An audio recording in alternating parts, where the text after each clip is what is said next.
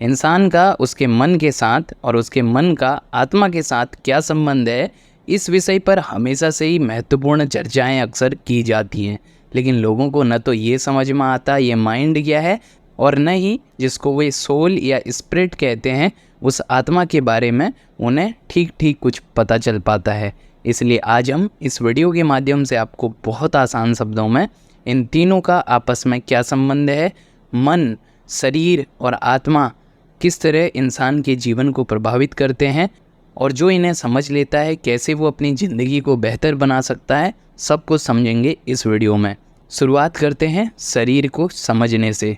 शरीर, हमारे शरीर में कई तरह की कोशिकाएं मौजूद हैं, और यही जो पूरा सिस्टम है ये जानवरों में भी हमें देखने को मिलता है।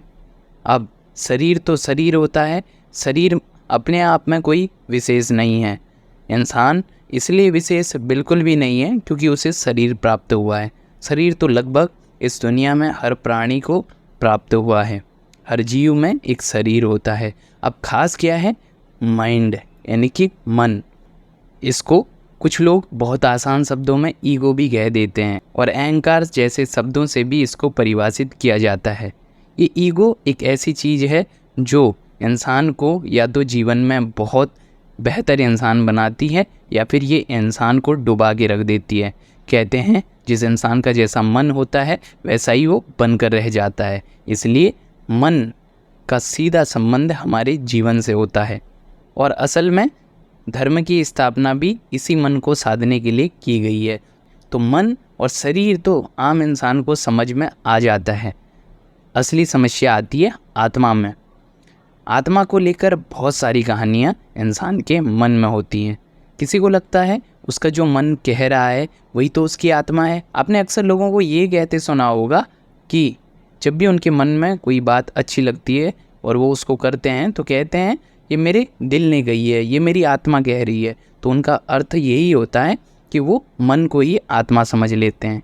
पर क्या वास्तव में मन और आत्मा एक ही हैं? बिल्कुल नहीं। अगर आप शास्त्रों को पढ़ें तो आप समझेंगे कि जो ये आत्मा शब्द है ये पहली बार हमें उपनिषदों से प्राप्त हुआ था। यानी कि मन और शरीर ये तो इंसान जन्म से ही लेकर पैदा होता है, और जब तक ये शरीर है मन गति करता रहता है। लेकिन ज़रूरी नहीं जहाँ मन और शरीर मौजूद हो वहाँ पर आत्मा भी उपलब्ध हो। शास्त्र कहते हैं वो आत्मा ही सत्य है, उसी को परमात्मा या ब्रह्म भी कहा जाता है। अब हमारे सामने तीनों खुलकर सामने आ चुके हैं। हम जान चुके हैं ये शरीर क्या है, ये मन क्या है और आत्मा क्या है। अब ज़रूरी नहीं जहाँ शरीर और मन उपलब्ध हो वहाँ पर आत्मा भी साथ हो।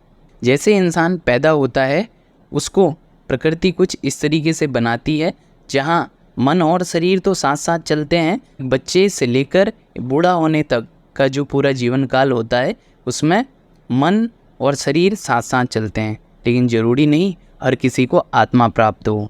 आत्मा माने सत्य, और उसी आत्मा को जब तक मनुष्य प्राप्त नहीं कर लेता है, विडंबना यह है कि उसको चैन नहीं मिल सकता। उसी को अंतिम सत्य भी कहा है, उसी को परमात्मा भी कहा है। इसलिए हर इंसान जो बॉडी और माइंड के बारे में जानना चाहता है उसको आत्मा के बारे में जानना बहुत ज़रूरी हो जाता है। क्योंकि तन और मन को समझ लिया लेकिन तन और मन की अंतिम चाहत को नहीं समझा तो ये ऐसी ही बात होगी कि बीमारी को तो समझ लिया लेकिन समाधान को आपने नहीं समझा। इसलिए शास्त्र बार बार हमें आत्मा शब्द की उपयोगिता को समझाते हैं।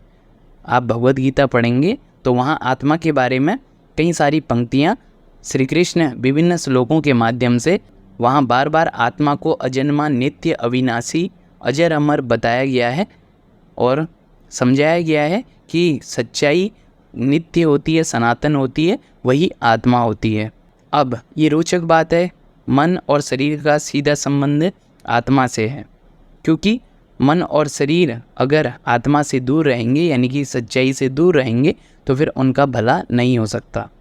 जो इंसान तथ्य को जानते हुए भी, फैक्ट को जानते हुए भी सच्चाई से दूर रहना चाहे उसका भला कैसे हो सकता है।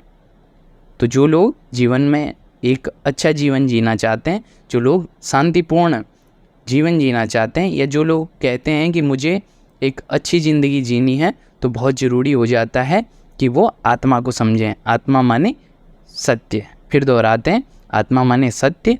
और जो इंसान अपने तन और मन को सत्य में स्थापित करता है, वही वास्तव में सही ज़िंदगी जी पाता है। अब समाज को देखें तो वहाँ पर बहुत ज़रूरी नहीं दिखाई देता कि हम सत्य को पूजें, सत्य पे चलें। हमें तो लगता है, एक आम सामाजिक इंसान में तो यही धारणा रहती है कि क्या ज़रूरत है सच्चाई की, बिना सच्चाई के भी तो शरीर चल रहा है ना, मन भी तो कई तरह के सुख पाता है बिना सच्चाई के, बल्कि कई बार उसको सच्चाई बता भी दो तो वो दुखी हो जाता है। पर जिन्होंने भी जीवन को समझा, जिन्होंने भी जीवन के अंतिम रहस्य को, अंतिम संतुष्टि को पाने की सोची, जिन्होंने भी जीवन में बड़े से बड़ा आनंद प्राप्त करने की कोशिश की, उन्होंने पाया कि आत्मा यानी कि सच्चाई के सिवा चैन कहीं नहीं मिल सकता। तो बेहद कम शब्दों में आप समझने की कोशिश करें तो बॉडी और माइंड दोनों ज़रूरी हैं। आत्मा के बिना इंसान का जीवन बेहोशी भरा होता है।